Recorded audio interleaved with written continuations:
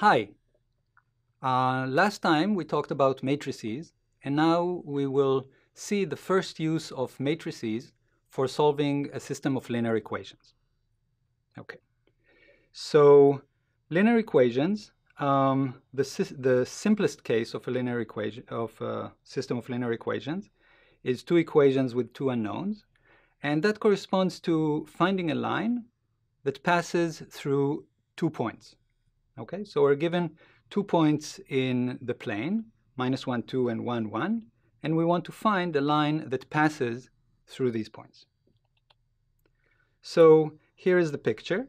Here is our plane, and this is the point 2, -1, and this is the point 1, 1. And we want to find a line that would be a straight line going through these 2 points.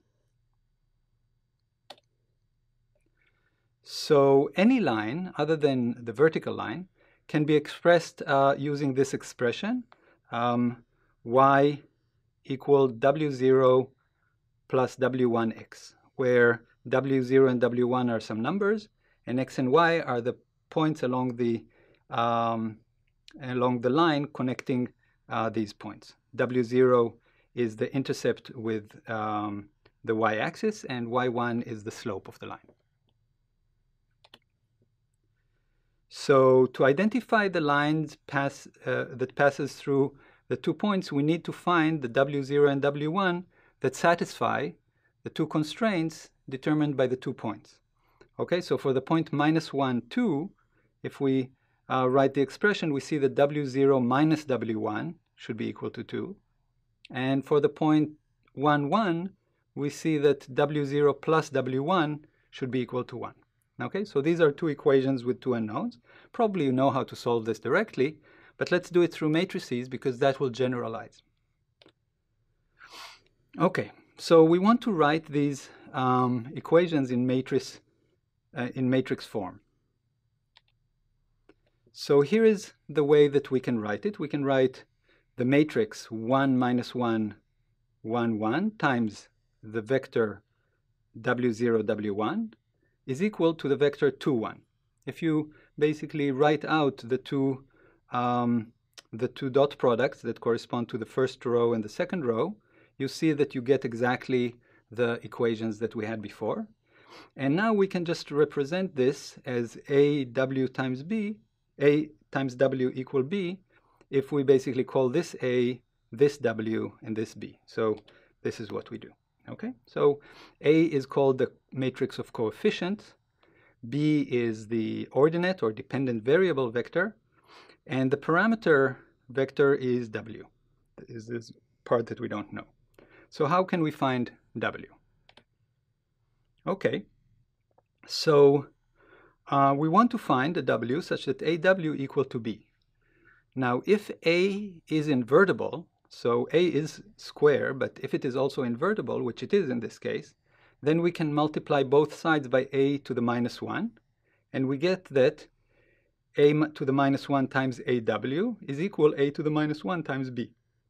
But that's also equal, on the left here, it's equal to W, because A to the -1 times A is the identity matrix.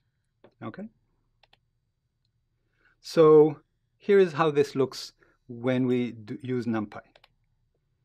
We have the matrix A and the vector, column vector B, and we want to find the inverse of A. Okay, so inverse of A, we just use the command inv of A, and we find the inverse, and then we check that it is indeed the inverse. So if we multiply A times the inverse of A, we get the identity matrix. And then the solution is inverse of A times B. And so what we get here is that the solution is 1.5 minus 0.5. So that's the vector W that we need to use.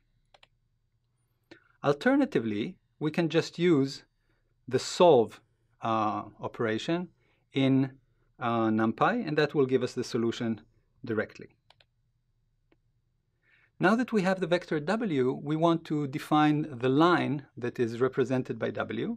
And as we said, this is simply W0 plus W1 times X.